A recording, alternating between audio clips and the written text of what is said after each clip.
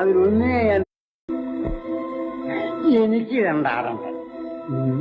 അതിലൊന്നേ ഞാൻ തനിക്ക് വരുന്നു. അതാണ് ടൂറിസം.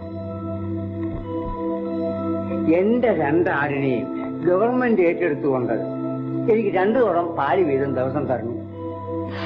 അതാണ് കമ്മ്യൂണിസം.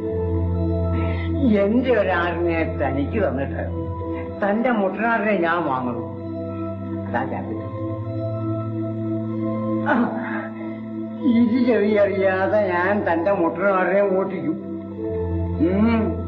അതാ